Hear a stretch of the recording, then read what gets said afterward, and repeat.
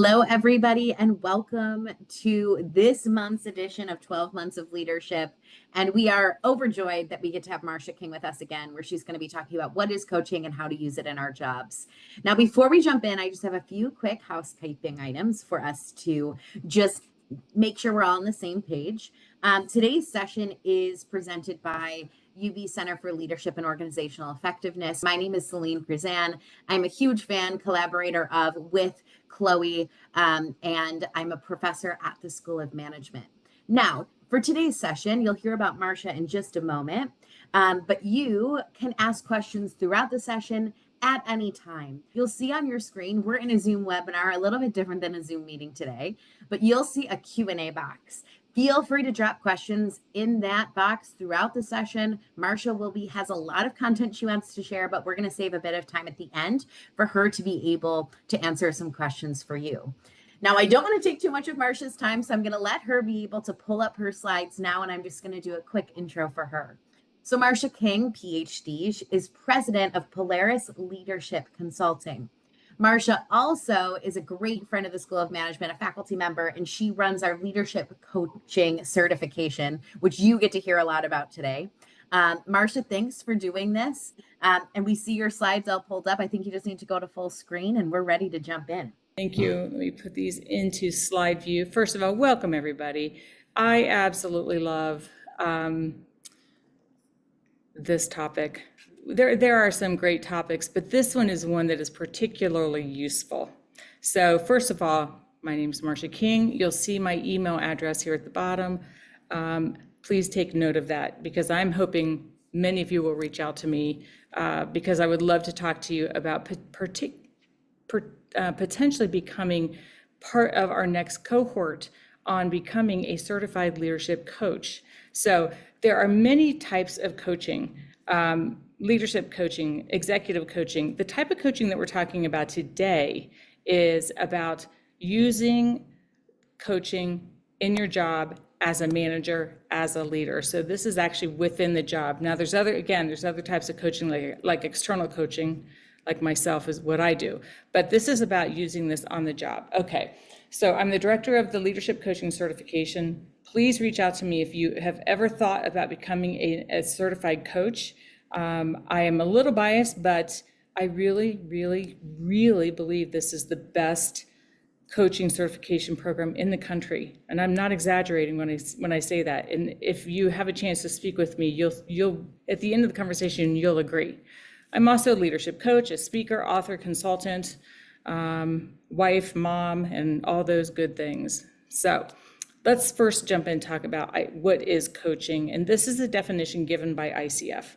I'd also like you to be prepared. I'd like to do chat discussions. So be prepared to put some notes in the chat. I think I'm going to ask you 2 or 3 times to do that. But at the end of this page, I'll be asking you to do that. So what is coaching? First of all, it's about partnering with others to create a creative process, thought-provoking creative process so that people think differently. This will inspire them to maximize their personal and professional potential.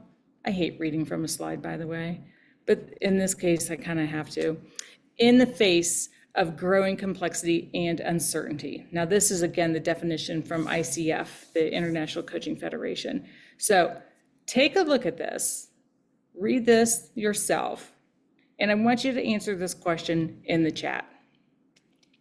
What do you see as the most important element of this definition?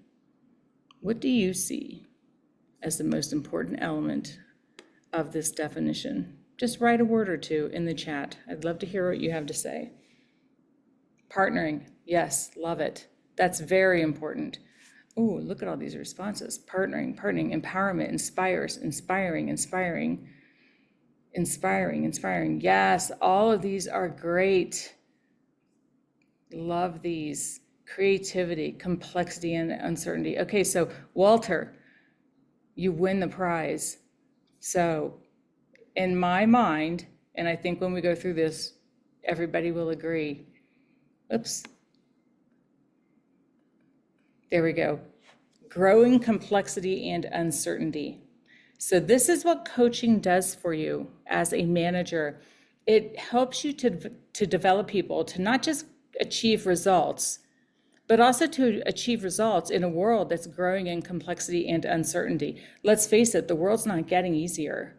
We're becoming more and more complex. There's a term that came out after 9/11 to define the changing nature of warfare, and it's called VUCA. And the corporate has kind of tagged onto it because it's so appropriate. And VUCA is VUCA. It stands for volatility, uncertainty, complexity, and ambiguity. The world is becoming all four of those and more so. Coaching is a management style that helps people to become better at managing those four: volatility, uncertainty, complexity, and ambiguity.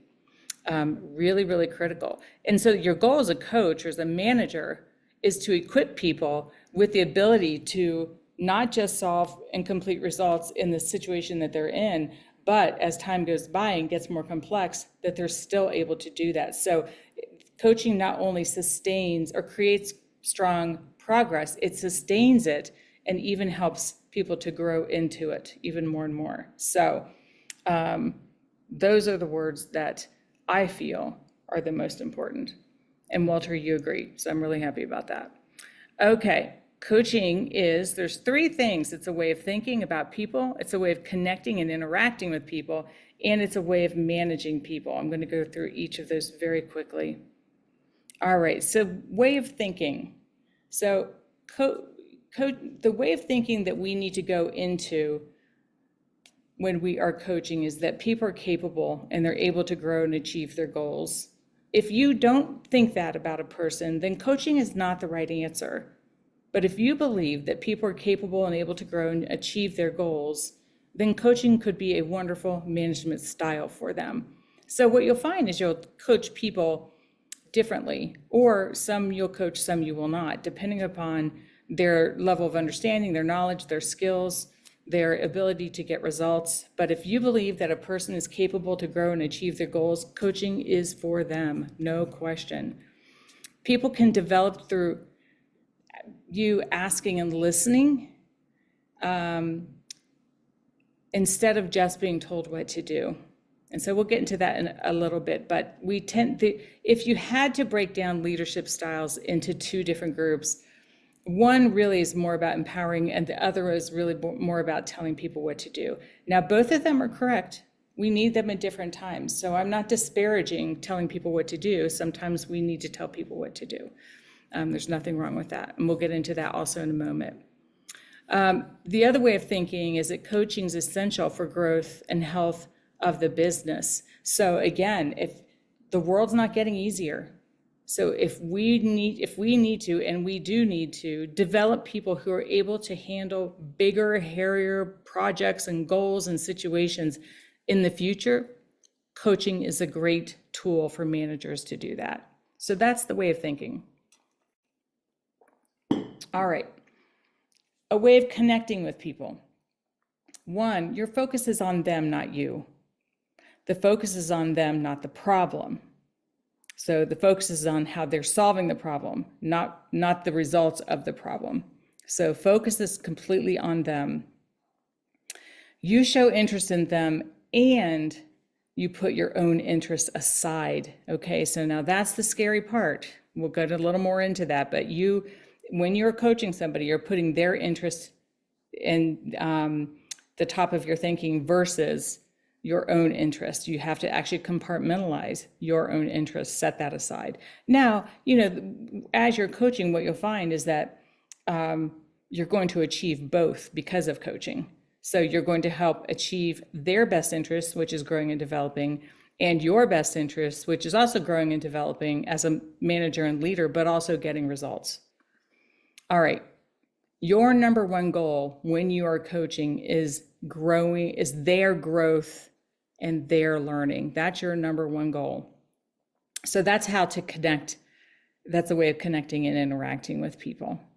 Now, as a management style, because at this point, everybody's sitting here thinking, all right, this is all great and dandy, but we got to get results. Okay, no question. So as a manager, the focus is on getting results and developing people at the same time, because you can do one or the other, but you can also do both. And coaching is a way of doing both of those, which is the sweet spot. That's what you want. Achieve through asking questions, listening, offering support, giving feedback, empowering, giving them the space and time, giving them safe space in which to practice things. Again, sometimes coaching is the solutions, sometimes it isn't. We'll get into that, because sometimes giving them complete autonomy and just asking questions may not be the right approach. There may be an emergency going on, and you're not going to be coaching during an emergency. Now, you could coach after the fact, after the emergency is solved, but during one, coaching is not the right style. But but as a style of management style, asking questions, listening deeply, offering support, those are all things that managers do while they're coaching. Okay, this is probably one of the most important things. It's not telling people what to do, it's not giving advice, and it's not having your own agenda. That, as a manager, is very difficult, very difficult. But once you start coaching and you start seeing the results, it becomes addictive. And so you get to the point where you absolutely do not want to do these things, but it is a leap to make. So coaching leads to ownership. So I want to know, actually, I've got a question for you to put in the chat. I would love to hear, what was the first car you owned? What was the first car you owned? And if you know a few details, like, I don't know, something about the engine. All I would know is cylinders. My first car had 4 cylinders. What color was it? Okay, we're getting some good stuff here. Tyler, I see your hand raised, so I'll address that in just a moment. Oh, look at these cars. Ooh, a Pinto. That is not a sexy car, but I bet it was back then. It was your first, a Ford Escort. That's one of my first. Honda Accord. Oh, the Dakota pickup truck. Now that is really cool. No, who had the Corvette? A 1983 Corvette. Wow. That is a cool car. I don't even know what a Geostorm is, but it sounds neat. Red like the Days of Thunder. Okay, that is really cool. An Aqua Mercury Tracer. I've never heard of an aqua car, but I love that. It's one of my favorite colors. Okay, wonderful. Now, what I'd like you to do is tell me, what is the first car you rented? What's the first car you rented? Take a moment. No idea. Somebody knows. A Kia, a Jeep. Okay. This is the difference between ownership and non-ownership. You know so many more details about the car, your first car, because you owned it. And when you own something, it's special to you. You take better care of it. You think more about it. You consider the short-term implications, the long-term implications. You make sure the maintenance is done. How many people have rented a car and gone out and gotten oil change, right? You just don't do those things. But when you own something, it's different. So let me tell you the 2 big things that are different. All right, you want people to take ownership of their learning because they will learn to solve their own issues. If they don't take ownership of their learning, guess who has ownership of it? The manager. And that's the last thing you want. You want people to own their own learning and own their own issues and their own solutions. Otherwise, we get accused of micromanagement, and we often do it unintentionally, and we do it because we are still owning their learning. So that's number one. That's one of the first thing you need to think about with ownership. Thank you, M. Patel. That helps me very much. So true, Idros. Thank you for the positive feedback. It's such a great way to describe the difference in ownership and non-ownership. Okay, number 2, ownership of the solution. You want them to own the solution because they create their own solution, which means they have more buy-in into it. They're going to work harder to make sure that the solution is successful. And actually, I should probably say ownership of the results. That's probably a better way of putting this. When somebody owns the results, they know they're responsible for the results. It will make a difference in how they perform and how much effort and energy they put toward that. So I love this analogy. It works very well. But one of the goals of coaching is to create ownership. All right, now I want you to put again in the chat another something.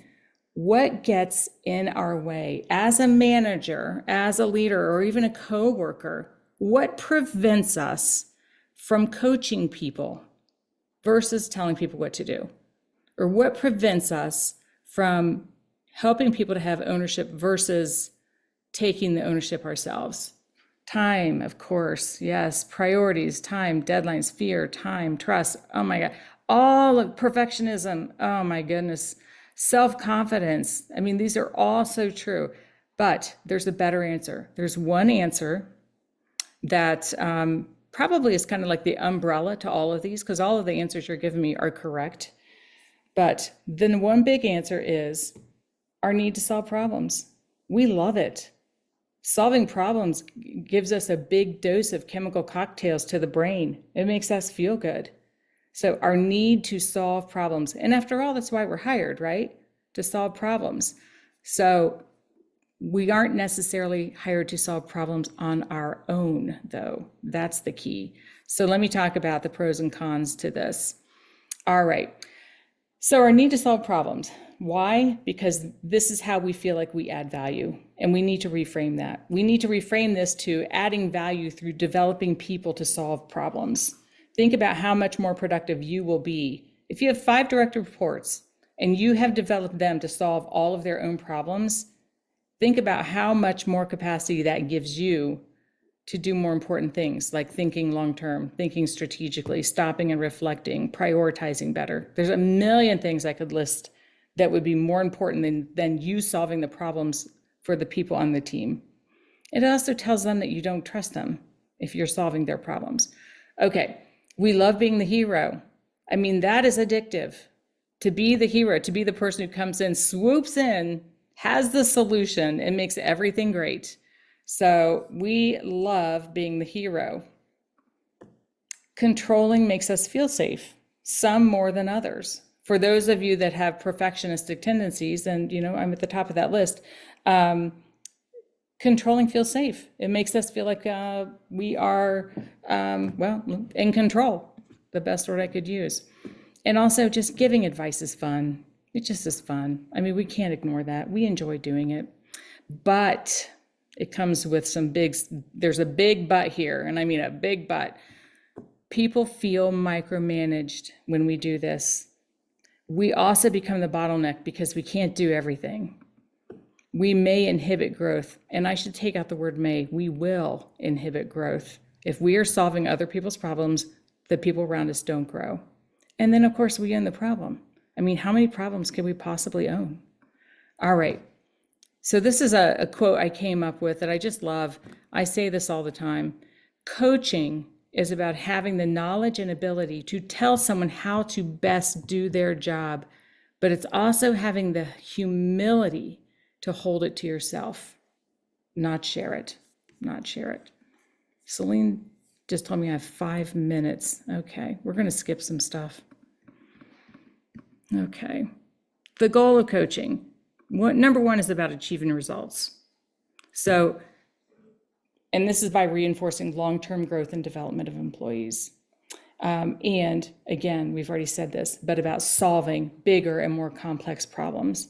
So some of the wonderful things that also happen is that it builds deeper trust, stronger performance, healthier relationships, better job satisfaction, and ownership of own development. How many times have you had somebody who expects you to tell them how to develop? It's actually, people coming into the workforce often expect the manager to develop them. What if they came into the workforce and they took ownership of their own development? Now, wouldn't that be wonderful? Yes, it would. Okay, so if I had to show one slide for this entire presentation, this would be it. All right. So think of the employee on the left, the manager on the right. All right. The employee is the person who is going to be, they're the ones with the problem or the challenge, and they're focusing on how to solve the problem or the challenge. That's what should be happening. They should be owning problems and challenges.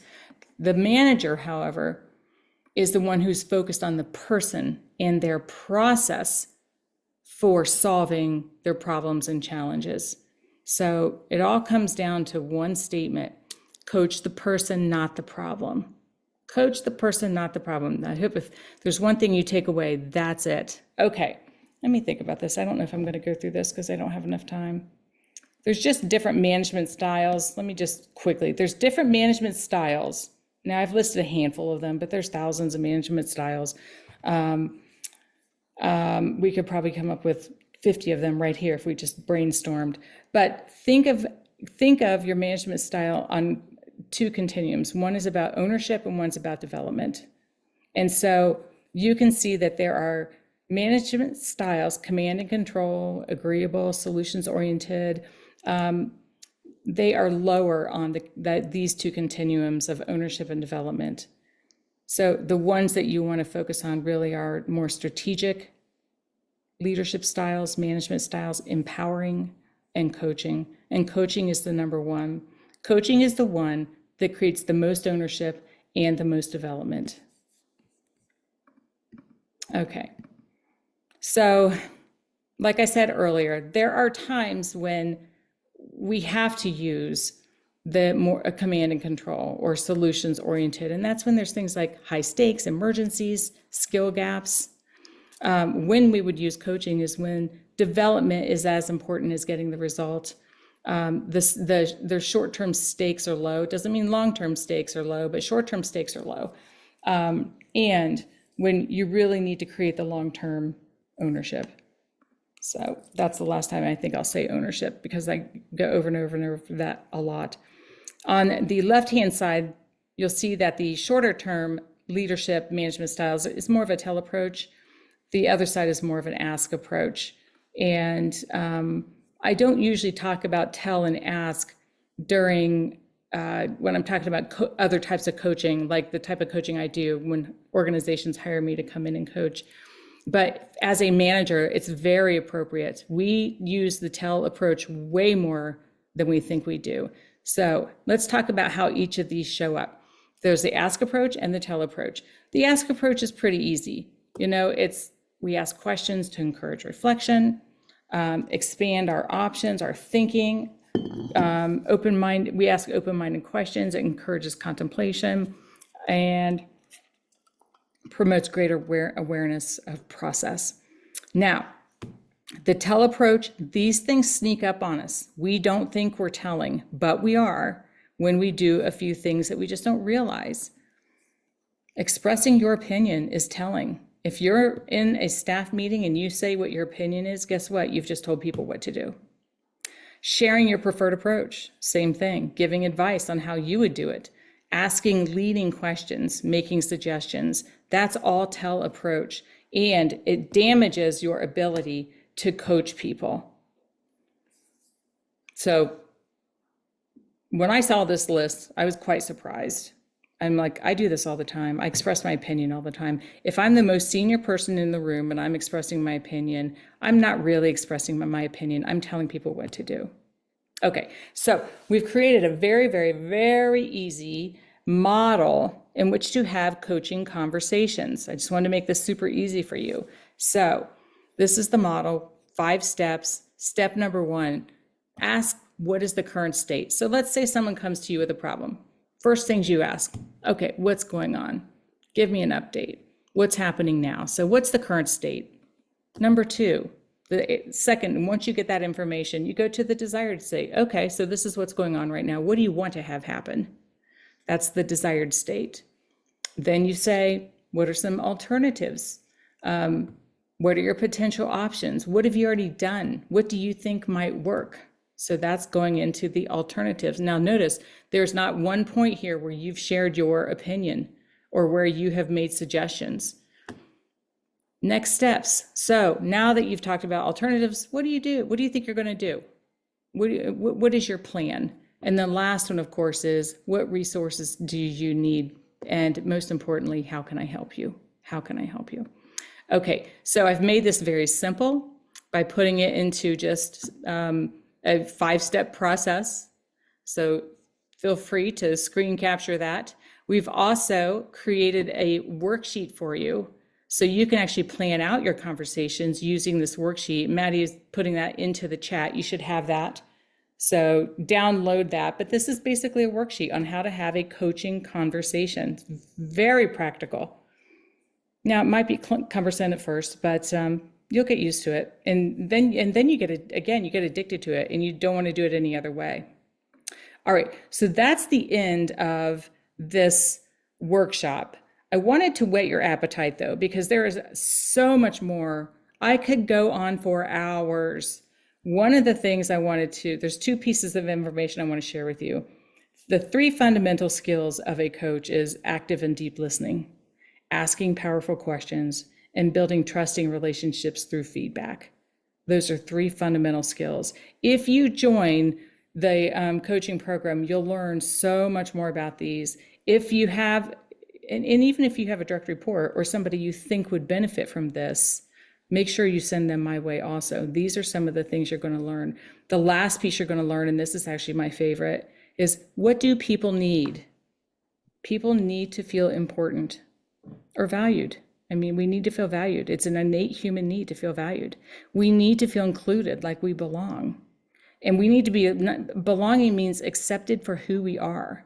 Even if we have purple hair and tattoos over our whole body, we need to feel like we are still accepted. And you know what? Unfortunately, we make bad judgments based on things like that. So we need to feel important. We need to feel like we belong, and we need to feel informed. We need to feel like we are in the inner circle. And you might be surprised at how many teams have an inner and an outer circle. Leaders never intend to do it. It's something that just happens naturally unless they purposely prevent it from happening. Okay, I've got like 1 minute.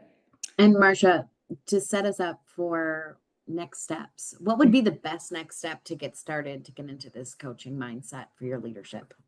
Besides signing up for our next. Besides signing up for that, go back through this slide presentation. Let's make sure that everybody gets it. And put some thought into each step. So I've gone through this like at Mach speed, but really this should have been like a 2-hour conversation. Go through this, do a little research. Like, for example, people need to belong. Go look at that.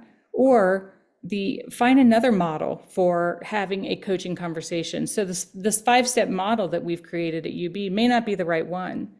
Go look at leadership styles and really examine which ones do you tend to lean on, and ask yourself, can you push yourself to the other side? Now, if you're somebody who leads by telling, again, in most instances, wonderful. But ask yourself, can you push yourself more towards coaching? So those would be some of the next steps. And that's it. So at this point, Marsha, you're incredible. This is what is an incredible conversation. Like you said, we could do this for another few hours. And I think many of us want to. So thank you for coming. Thank you for being here and being part of this conversation. Please sign up for our next session. Our next session is actually with a fireside chat with the CEO of Rich Products in August, Monday, August 4th at 12 p.m. Please, please, please join us. It'll be another really fascinating conversation, really dig into these leadership topics. If you are interested in learning more, you have Marsha's email. You can also scan this QR code and it will bring you to our open houses. You can learn more about these programs and really get involved and get to the next step. Thank you for joining us on this beautiful July day. We can't wait to see you in August, and we hope to see you next month. Thanks so much, everybody. Keep leading, keep coaching. And Tyler, I didn't get your question. Please reach out to me and we'll set up some time. Please, please, please. Marsha's email is back open. Thanks, everyone. Thank you, everybody. It was wonderful speaking with you today.